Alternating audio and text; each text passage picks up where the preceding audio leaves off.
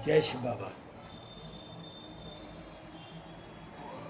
जय शिव निराकार, जय परमात्मा, जय शिव। आज जो मनुष्य इतना दुखी और इतना पीड़ित है, उसका एक कारण और भी है जो कि बहुत महीन है। हमारी दृष्टि शुद्ध पवित्र नहीं रही। क्यों? ये पतित दुनिया है और पतित दुनिया में दृष्टि पे भी हमारी पे बहुत फर्क पड़ा है। हम हर किसी के दोष सबसे पहले देख लेते हैं। हम अपनी आत्मा का एहसास भी नहीं कर पाते, महसूस भी नहीं कर पाते। हम केवल इस देह वाहन में जी रहे हैं। तो हमें अपनी आत्मा का आत्म साक्षात्कार कहें या आत्मा का एहसास कहें कि हम आत्मा हैं, हमारे अंदर आत्मा है। यदि वह नहीं होगी तो ये कर्मेंद्रियां, ये दृष्टि, ये सब कुछ बेकार हो जाएगा, मिट्टी हो जाएगा।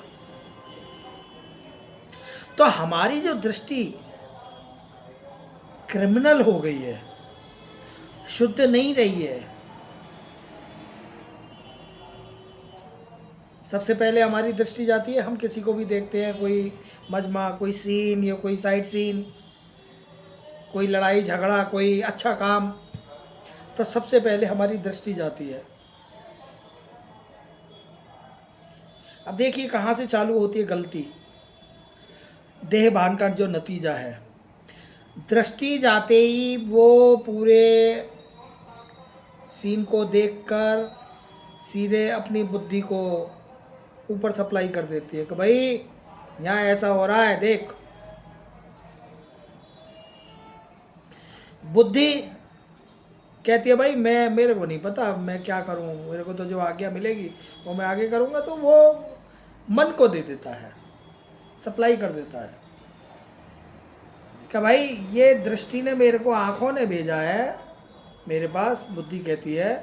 और मन, अब तू जान, तेने क्या करना है, डिसीजन क्या लेना है।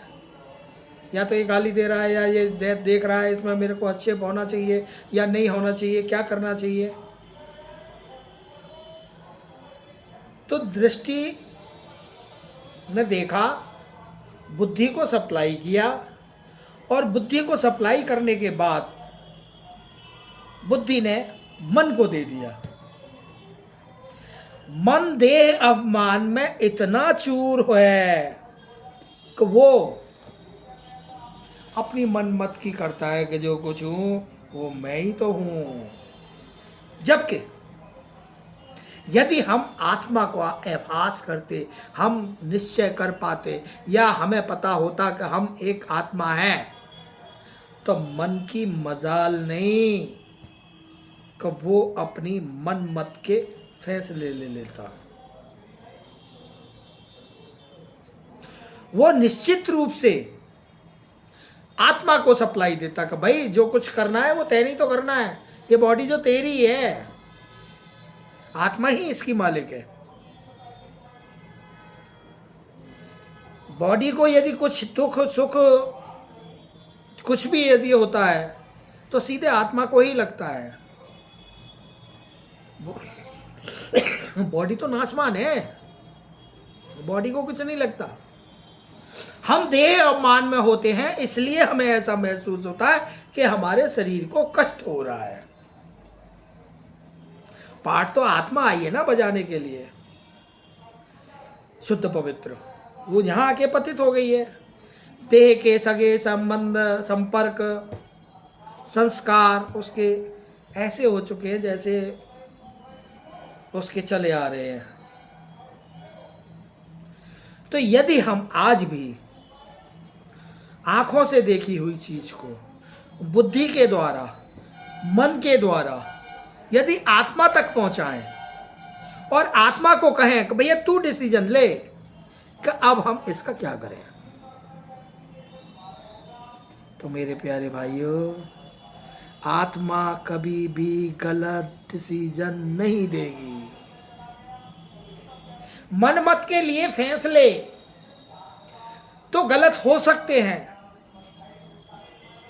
कुछ सोचा और कुछ अंजाम दिखा सकते हैं, लेकिन आत्मा द्वारा लिए गए फैसले कभी गलत नहीं हो सकते। वो शुरू में ही निर्णय कर देती है कि नहीं, छोड़ जाने दे, अवॉइड,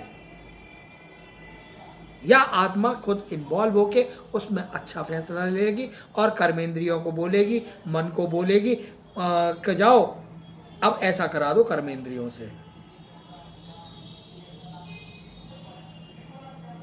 तो हम यदि अपने आप को निश्चय कर लें कि हम एक आत्मा हैं, तो हमारे जितने भी निर्णय होंगे वो सब आत्मा की छत्र छाया में परमात्मा की छत्र छाया में आत्मा के द्वारा लिए जाएंगे। और जब आत्मा के द्वारा लिए जाएंगे तो हम एकदम निर्लेप, एकदम साफ, सुंदर, स्वच्छ, प्लस माइनस सब बराबर किया हुआ मिलेगा। जय शिव बाबा।